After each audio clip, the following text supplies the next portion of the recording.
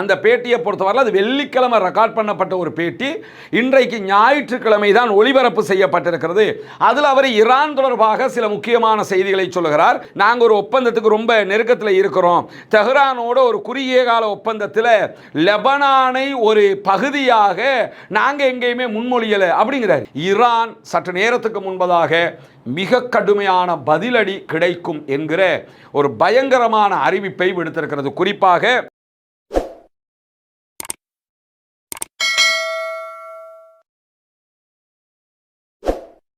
அன்புக்கினிய சகோதர சகோதரிகளை நம் அனைவர் மீதும் ஏக இறைவனுடைய அமைதியும் கருணையும் உண்டாகட்டுமாக என்கிற உயரிய பிரார்த்தனைகளோடு இன்றைய நாள் ஒரு முக்கியமான தீர்க்கமான நாளாக மத்திய கிழக்கில் மீண்டும் உருவெடுத்திருக்கிறது. காரணம் என்னன்னு சொன்னால், ஈரான் மீண்டும் ஒரு பாரிய எச்சரிக்கையை சற்று நேரத்துக்கு முன்பதாக விடுத்திருக்கிறது. அந்த எச்சரிக்கையை தொடர்ந்துதான் மத்திய கிழக்கு மீண்டும் ஒரு யுத்தகலத்தை நோக்கி திரும்புகிறதோ என்கிற பலத்த சந்தேகங்களும் அச்சமும் எழுப்பப்பட்டு வருகிறது. அதற்கு முன்பதாக இன்றைய நாளில் இஸ்ரேலுக்குள்ள நடத்தப்பட்டிருக்கக்கூடிய ஒரு தாக்குதல்களில் ஒருவர் கொல்லப்பட்டிருக்கிறார். அதே நேரத்தில் 5 பேர் படுகாயம் அடைந்திருக்கிறார்கள். இப்படியான ஒரு சம்பவமும் இஸ்ரேலுக்குள்ள நடைபெற்றிருக்கிறது.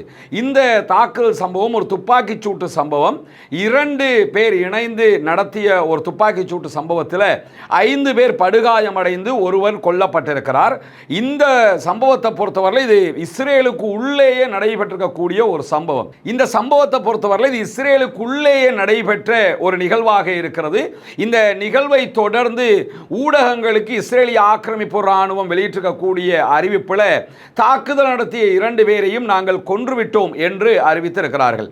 அதனைத் தொடர்ந்து பாலஸ்தீன விடுதலை அமைப்பு ஒரு முக்கியமான அறிவித்தலை விடுத்திருந்தது. அந்த அறிவிப்பில் அவங்க என்ன சொல்லியிருந்தாங்கன்னு சொன்னால், மத்திய இஸ்ரேலுக்குள்ள துப்பாக்கிச்சூடு சம்பவம் நடைபெற்றிருக்கிறது. அந்த சம்பவத்தை நடத்தியது நாங்கள் தான் என்று சொல்லியிருக்கிறார்கள். சென்ட்ரல் இஸ்ரேலுக்குள்ளேயே இந்த தாக்குதல் நடத்தப்பட்டிருக்கிறது. இதற்கான காரணம் என்னன்னு கேட்டால், கொச்சவ் யாயிர் என்கிற பகுதிகளில் இஸ்ரேலிய ஆக்கிரமிப்பு, கொச்சவ் யாயிர் என்கிற பகுதிகளில் இருக்கக்கூடிய இஸ்ரேலிய குடியேறிகளுக்கு எதிராகத்தான் இந்த தாக்குதல் நடத்தப்பட்டிருக்கிறது. தொடர்ந்து பாலஸ்தீன அப்பாவிகள் மீது அவர்கள் தாக்குதல்களை நடத்தி வருகிறார்கள். அதற்கு பதிலடியாகத்தான் இந்த தாக்குதல்கள் நடத்தப்பட்டிருக்கிறது.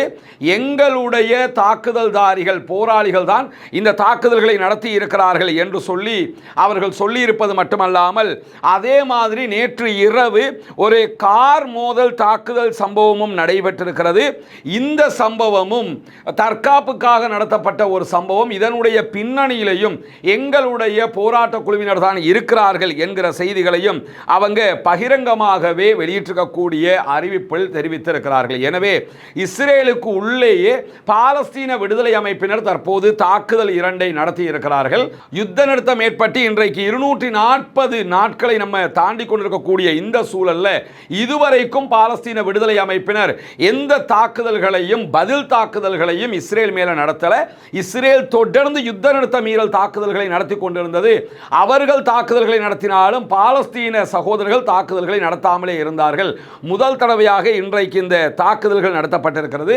இந்த தாக்குதல்களை பாலஸ்தீனத்தில் பாலஸ்தீன விடுதலை அமைப்போடு இணைந்து செயல்படக்கூடிய மற்ற எல்லா அமைப்பினரும் வரவேற்றிருக்கிறார்கள், பாராட்டியிருக்கிறார்கள். இந்த தாக்குதல் எங்கள் மக்களுக்கு எதிரான இஸ்ரேலிய ஆக்கிரமிப்பு பயங்கரவாத தாக்குதல்களுக்குரிய பதிலடியாகத்தான் வழங்கப்பட்டிருக்கிறது என்று சொல்லி அத்தனை பேரும் அதை வரவேற்றிருக்கக்கூடிய காட்சிகளையும் நம்ம பார்க்க முடியும். இது அடுத்ததாக மீண்டும் ஒரு யுத்த பதட்டத்தை எல்லா தரப்பிலும் உருவாக்குகிறது என்கிற ஒரு சந்தேகத்தை தான் ஆய்வாளர்களுக்கு மத்தியிலே தற்போது ஏற்பட்டிருப்பதை நம்ம பார்க்க முடியும். ஏன்னா தொடர்ந்து இஸ்ரேலிய ஆக்கிரமிப்பு ராணுவம் யுத்த நிறுத்த மீறலில் ஈடுபடுகிறது. அமெரிக்கா ஈரான் மேல தாக்குதல்களை நடத்துகிறது. இஸ்ரேல் லெபனான் மேல அட்டாக் பண்ணிக்கிட்டு இருக்கிறாங்க. இந்த யுத்தம் ஒரு முடிவுக்கு வராத ஒரு சூழலாக இருக்கிறது. இஸ்ரேல் தொடர்ந்து இந்த அநியாயத்தை செய்து கொண்டே இருக்கிறது. இஸ்ரேலை கண்ட்ரோல் பண்றதுக்கு யாரும் இல்லை என்கிற அளவுக்கு அவர்களுடைய அடாவடி உச்சம் தொட்டு கொண்டிருக்கக்கூடிய சூழல்ல தான் இன்றைக்கு பாலஸ்தீன விடுதலை அமைப்பினர் இந்த தாக்குதல்களை நடத்தி இருக்கிறார்கள். அதனை தொடர்ந்து இன்னும் பல சம்பவங்களும் இதற்கு ரிலேட்டடாக நடந்திருக்கக்கூடிய காட்சிகளை நம்ம பார்க்க முடியும். குறிப்பாக அமெரிக்க அதிபர் அதிபர் டொனால்ட் ட்ரம்பினுடைய ஒரு இன்டர்வியூ வெளியாகி இருக்கிறது. அந்த பேட்டியை பொறுத்தவரை அது வெள்ளிக்கிழமை ரெக்கார்ட் பண்ணப்பட்ட ஒரு பேட்டி. இன்றைக்கு ஞாயிற்றுக்கிழமை தான் ஒளிபரப்பு செய்யப்பட்டிருக்கிறது. அதில் அவர் ஈரான் தொடர்பாக சில முக்கியமான செய்திகளை சொல்லுகிறார். ஈரானில் இருக்கக்கூடிய செறிவூட்டப்பட்ட யுரேனியத்தை நாங்கள் அழிச்சே தீருவோம் அப்படிங்கிறாரு. அப்போ அழிச்சே தீர்வோம்னா இதுக்கு முன்னாடி நடந்ததுக்கெல்லாம் என்ன காரணம்? அப்போ அழியலையாது என்கிற கேள்வி எழுகிறதா இல்லையா? இப்போ ஃப்ரெஷ்ஷாக என்ன சொல்கிறாருன்னு கேட்டால் யுரேனியத்தை நாங்கள் அழிப்போம்ங்கிறாரு. இதைத்தான் கடந்த 2025 ஜூன் மாதத்தில் 12 நாள் வார் நடைபெற்றது இஸ்ரேலுக்கும் ஈரானுக்கும் இடையில். அப்போ என்ன பண்ணாங்கன்னு கேட்டால் உலகத்திலேயே மிக பவர்ஃபுல்லான பூமிக்கடியில் சென்று தாக்குதல் நடத்தக்கூடிய தாக்குதல் குண்டுகளை போட்டு நாங்கள் ஈரானுடைய இந்த செறிவூட்டப்பட்ட யுரேனியத்தை அழிச்சிட்டோம் அப்படின்னு சொல்லி அமெரிக்க அதிபர் டொனால்ட் ட்ரம்ப் பீத்திக்கிட்ட காட்சியெல்லாம் நம்ம பார்த்தோம். அதற்கு பிறகு என்ன பண்ணாங்கன்னா நாங்கள் அழிச்சிட்டோம்னு சொன்னதுக்கு பிறகு இந்த 40 நாள் வார் பிப்ரவரி 28ஆம் தேதி ஆரம்பித்து 40 நாட்கள் ஈரானுக்கும் இஸ்ரேல் அமெரிக்காவுக்கும் இடையில் சண்டை நடைபெற்றது. அதுலேயும் என்ன சொன்னாங்கன்னா ஈரானுடைய யுரேனியத்தை நாங்கள் அழிச்சிட்டோம்னாங்க. அப்போ அங்கே அழிச்சிட்டோம், நீங்கள் திருப்பி அழிச்சிட்டோம்ங்கிறீங்க. அப்போ எப்போ அழிச்சிங்கிற கேள்வி எல்லாம் இருக்குது. ஓகே, 2வது முறையாவது நீங்கள் குண்டுகளை போட்டு திருப்பி அழிச்சிட்டீங்கன்னே முடிவு சொல்லிட்டியே, இப்போ திரும்ப வந்து உட்காந்துக்கிட்டு என்ன சொல்கிறாருன்னு கேட்டால் நாங்கள் அதை அழிச்சே தீருவோம் அப்படிங்கிறாரு. அப்போ இதில் இருந்து என்ன தெரியுதுன்னா ஈரானிடத்தில் இருக்கக்கூடிய செறிவூட்டப்பட்ட யுரேனியத்தை அமெரிக்காவால் அழிக்க முடியாமல் இருக்கிறது. அதனால தான் அவர் சொல்கிறாரு, NBC நியூஸுக்கு வழங்கியிருக்கக்கூடிய பேட்டியில் தெஹ்ரானுடைய உதவியோடோ அல்லது தெஹ்ரானுடைய உதவி இல்லாமலோ இந்த செறிவூட்டப்பட்ட யுரேனியங்களை நாங்கள் அழிப்போம் அப்படிங்கிறாங்க. அதாவது தெஹ்ரானே எங்ககிட்ட தந்தால் நாங்கள் அழிச்சிருவோம், இல்லைன்னா நாங்கள் மீண்டும் உள்ள புகுந்து அழிப்போம்னு சொல்கிறாங்கன்னா மீண்டும் ஒரு யுத்தத்திற்கு அமெரிக்கா தயாராகிறது என்பதை அது வெளிப்படுத்துறது மட்டுமல்லாமல் அதில் அவர் போது மத்திய கிழக்கில் அமெரிக்காவுடைய படைகள் இந்த பிரச்சனை முழுமையாகிற வரைக்கும் நாங்க வச்சுக்கிட்டு இருப்போம் அப்படிங்கிறாரு. அப்ப படைகளை விட்ரா பண்ணுகிற ஐடியாவில் அமெரிக்கா இல்லைன்னு சொன்னா இந்த ஒரு யுத்தம் மீண்டும் ஏற்பட்டால் அதற்கு படைகளை பயன்படுத்தும் விதமாகத்தான் அவர்கள் படைகளை வைத்துக் கொண்டிருக்கிறார்கள் என்பதை அவர் சொல்றது மட்டுமல்லாமல் எங்களுடைய படைகளுக்கு எந்த ஆபத்தும் இருப்பதாக நாங்கள் நினைக்கல என்று சொல்லியும் அந்த பேட்டியில மேலதிகமாக சொல்றாரு. 2 தரப்பினரும் ஒரு ஒப்பந்தத்திற்கு ஒப்புக்கொள்வதற்கு ரொம்ப அருகில இருக்கிறோம். ஆனா நடைமுறைகளை பார்த்தா அருகில இருக்கிற மாதிரியே தெரியல. அமெரிக்க அதிபர் சொல்றாரு நாங்க ஒப்பந்தம் ஒன்றுக்கு நெருங்கிக்கிட்டு இருக்கிறோம்ங்கிறாரு. ஈரான் எங்கேயுமே அந்த வார்த்தையை பயன்படுத்தல. ஈரான் பேச்சுவார்த்தைகளை ஸ்டாப் பண்ணிட்டாங்க, இடைநிறுத்திட்டாங்க. காரணம் என்னன்னா அமெரிக்க அதிபரை நம்ப முடியல, ஒவ்வொரு நேரத்துக்கு ஒவ்வொன்று உளத்திக்கிட்டு திரிகிறாரு என்கிற காரணங்களை ஈரான் ஆல்ரெடி சொல்லியிருக்கக்கூடிய நேரத்தில் தான் இந்த செய்திகளை அமெரிக்க அதிபர் டொனால்ட் ட்ரம்ப் சொல்றாரு. நாங்கள் ஒரு ஒப்பந்தத்துக்கு ரொம்ப நெருக்கத்தில் இருக்கிறோம். தெஹ்ரானோட ஒரு குறுகிய கால ஒப்பந்தத்தில் லெபனானை ஒரு பகுதியாக நாங்க எங்கேயுமே முன்மொழியல அப்படிங்கிறாரு. இது அவர்கிட்ட இருக்கக்கூடிய மிகப்பெரிய பிரச்சனை என்னன்னா எப்ப எதை சொல்லுவார்னு தெரியாது, சொன்னதை எப்ப மாத்துவார்னு தெரியாது, இப்ப சொன்னதை அடுத்த நிமிஷம் மாத்திடுவாரு. இந்த பிரச்சனைகளால தான் ஈரானுக்கு அமெரிக்க அதிபர் டொனால்ட் ட்ரம்பை நம்ப முடியாத ஒரு இக்கட்டு உருவாகி இருக்கிறது. அந்த மாதிரி அவர் என்ன சொல்றாருன்னா ஏற்கனவே லெபனானையும் இணைத்து தான் யுத்த நிறுத்தம் என்று பல தடவைகள் அமெரிக்க அதிபரே சொல்லிட்டு இப்ப என்ன சொல்றாருன்னா லெபனானை சேர்க்கல நாங்க அப்படின்னு சொல்லி லெபனானை தனிச்சு விடுற மாதிரி அவருடைய அறிவிப்பை ஸ்டாண்டை மாத்திக்கிட்டு இருக்கக்கூடிய சூழலை நம்ம பார்க்க முடியுது. அது தொடர்ந்து அவர் சொல்றாரு ஈரானுடைய தற்போதைய தலைவர்கள் அவங்க இதுக்கு முன்னாடி இருந்த தலைவர்கள் மாதிரி கிடையாது, ரொம்ப புத்திசாலிகள், அதிகம் பகுத்தறிவு உள்ளவர்கள் அப்படின்னு சொல்லலாம். ஒரு புறம் அவங்க நாசமா போனவங்க, அவங்களோட ஒன்றும் செய்ய முடியாது அப்படி இப்படின்னு சொல்லி அவங்கள திட்டி தீக்கிறாரு. 2வது நாங்கள் யுரேனியத்தை அழிப்போம் திரும்ப தாக்குதல் நடத்துவோம்ங்கிற ரேஞ்சில் பேசுகிறாரு. அதுக்கடுத்து என்ன சொல்கிறாருன்னா அவங்களாம் ரொம்ப புத்திசாலிகள், அவங்களாம் ரொம்ப அறிவாளிகள், ரொம்ப பகுத்தறிவாளர்கள், இப்படியெல்லாம் பேசுகிறாரு. இதுதான் அமெரிக்க அதிபரை ஒரு நிலையற்றவர் என்கிற ஒரு தன்மையை ஆல்ரெடி பிரான்சினுடைய அதிபர் இமானுவேல் மக்ரானே சொல்லியிருந்தார். கொஞ்சமாக பேசுங்க, நீங்கள் நிறைய பேசுறீங்க, நிறைய பேசுறதுனால உளறி கொட்டுறிய என்றெல்லாம் சொல்லியிருந்தார். அந்த நிகழ்வுகள் தான் இந்த கிரைசிஸுக்கு மிகப்பெரிய காரணமாக இருப்பது டொனால்ட் ட்ரம்ப் என்பதை உலக மக்களுக்கு மத்தியிலே கொண்டு போய் சேர்த்து கொண்டிருக்கக்கூடிய சூழல்ல தான் ஈரானுடனான ஒப்பந்தம் ஏற்பட்டாலும் உடனடியாக ஈரானுடைய சீஸ் பண்ணப்பட்ட சொத்துக்களை நாங்கள் கொடுக்க மாட்டோம். இத்தனை ஆண்டு காலமாக 70 ஆண்டு காலமாக ஈரானுடைய சொத்துக்களை அமெரிக்கா சீஸ் பண்ணி வச்சிருக்கிறாங்க, பில்லியன் கணக்கான சொத்துக்கள். அதெல்லாம் நீங்கள் விடுவிக்கணுங்கிறது ஈரானுடைய ஒரு கோரிக்கை. அதை உடனே எல்லாம் பண்ண மாட்டோம்ங்கிறார். எனவே இந்த ஒப்பந்தத்தை அவரே சீர்குலைத்து கொண்டிருக்கிறார் என்பது மிக தெளிவாக தெரியக்கூடிய சூழல்ல தான் பெய்ரூத் மேல தாக்குதல் நடத்தக்கூடாது, நீ பைத்தியக்காரனா, நீ ஏண்டா இப்படியெல்லாம் பண்ற என்று சொல்லி ஆல்ரெடி கடந்த வாரம் இஸ்ரேலிய பிரதமர் பெஞ்சமின் நெத்தன்யாஹுக்கு அமெரிக்க அதிபர் டொனால்ட் ட்ரம்ப் திட்டிய காட்சியெல்லாம் நமக்கு தெரியும். நீங்கள் மென்டலா, ஏன் இப்படியெல்லாம் பண்ணுறீங்க என்றெல்லாம் அவர் சொல்லியிருந்தார். இப்படியெல்லாம் சொன்னதுக்கு பிறகு திடீர்னு இன்னைக்கு மீண்டும் இஸ்ரேல் என்ன பண்ணுறாங்கன்னு கேட்டால், பெய்ரூத்தினுடைய பகுதிகள் மேலேயும் பெய்ரூத்தினுடைய புறநகர் பகுதிகள் மேலேயும் கடுமையான தாக்குதல்களை நடத்தி இருக்கிறார்கள்.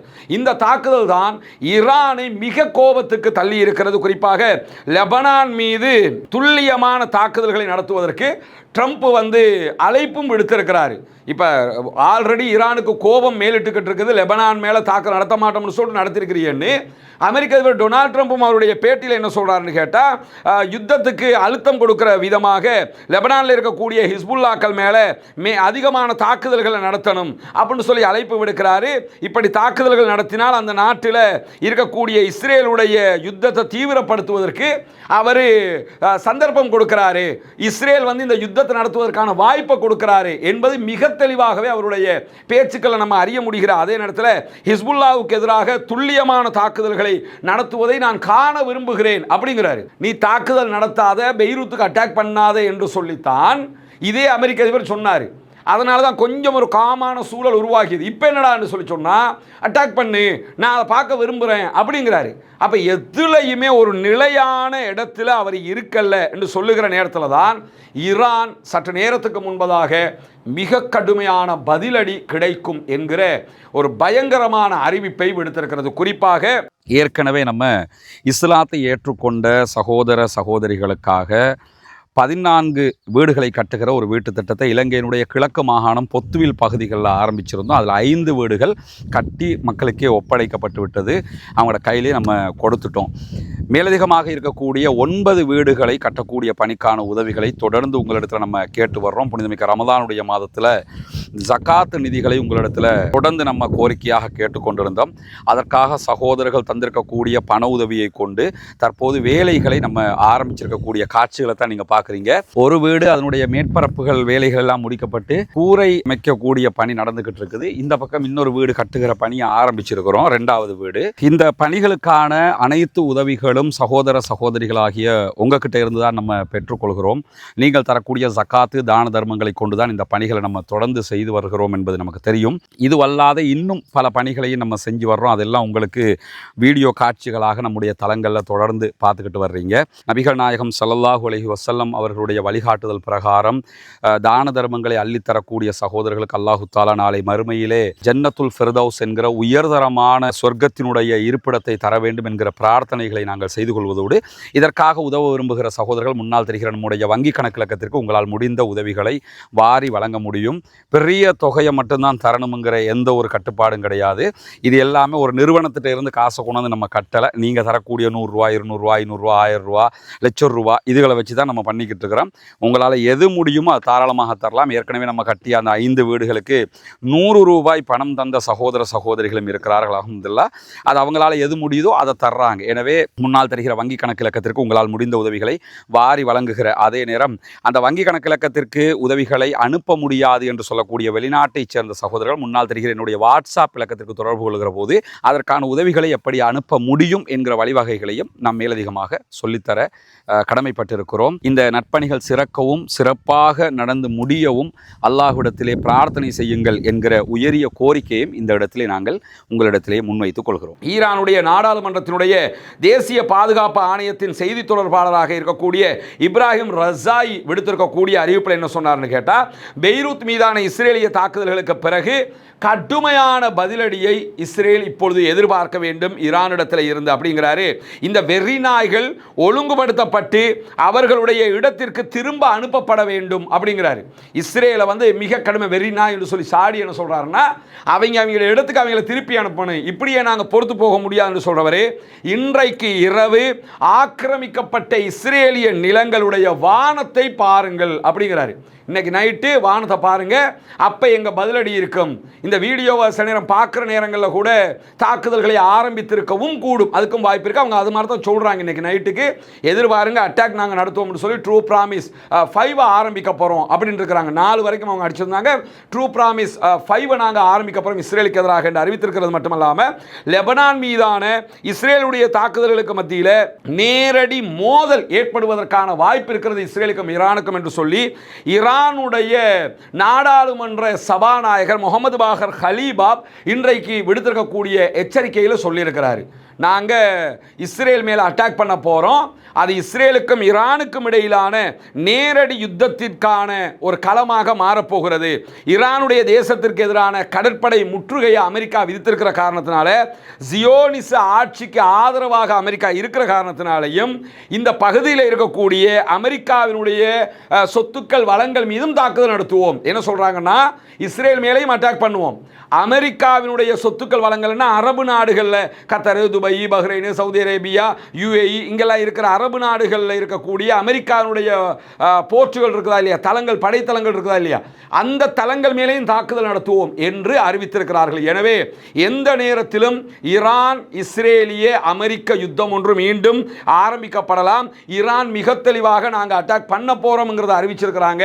அவங்க பெரும்பாலும் இன்று இரவு இந்த தாக்குதல்களை தொடங்குவதற்கான வாய்ப்புகள் அதிகமாக இருக்கிறது என்கிற செய்திகளும் எச்சரிக்கைகளும் வெளியாகி கொண்டிருக்கிறது. அமெரிக்க அதிபர் இன்றைக்கு இது தொடர்பாக மேலதிக எந்த தகவல்களையும் சொல்லவில்லை என்கிற நிலையில் பொறுத்திருந்துதான் பார்க்க வேண்டும். இன்றைக்கு வெளியாகிற எல்லா தகவல்களும் ஈரானுடைய அட்டாக் தொடர்பான செய்திகளாகத்தான் இருக்கிறது என்கிற நிலையில தான் எதிர்வருகிற 7 நாட்களுக்கு கத்தர் உள்ளிட்ட சில நாடுகளும் பயண ஷெட்யூலை எல்லாம் மாற்றி இருக்கிறாங்க. குறிப்பாக விமானங்களுடைய பயண போக்குவரத்தை எல்லாம் அவங்க மாற்றி இருக்கிறத நம்ம பார்க்க முடியும். இந்த ஒரு இக்கட்டான ஒரு நிர்கதியான சூழல் தற்போது உருவாகி இருக்கிறது. எனவே தொடர்ந்து இணைந்திருங்கள். இந்த செய்திகள் வருகிற போது நம்ம உடனுக்குடன் ஒரு பிரேக்கிங் செய்தி வந்தால் கூட அதை உங்களுக்கு உடனே கொண்டு வந்து தர்றதுக்கு தயாராக இருக்கிறோம். ஏன்னா ஏற்கனவே நம்ம இந்த வார்த்தையான உண்மை செய்திகளை உங்களுக்கு கொண்டு வந்து தந்து கொண்டிருக்கக்கூடிய காரணத்தினால ரஸ்மின் மேஸ் நியூஸ் மற்றும் ரஸ்மின் டாக்ஸ் ஆகிய 2 சேனல்களையும் சப்ஸ்கிரைப் செய்யாத சகோதரர்கள் சப்ஸ்கிரைப் செய்து இணைந்து கொள்ளுங்கள். இந்த தகவல்களை உங்களுக்கு உடனுக்குடன் கொண்டு வந்து தருவதற்கு நம்ம தயாராக இருக்கிற அதே நேரத்தில் ஆக்கிரமிப்பாளர்களுக்கும் ஆக்கிரமிப்புக்கு துணை போகிற அனைவருக்கும் எதிராகவும் அல்லாஹ்விடத்திலே தொடர்ந்து இருகரமேந்தி துஆ செய்யுங்கள், பிரார்த்தனை செய்யுங்கள் என்கிற கோரிக்கைகளோடு ஆக்கிரமிப்பாளர்களுக்கு எதிராக தொடர்ந்தும் ஜனநாயக ரீதியாக குரல் எழுப்புவோமாக.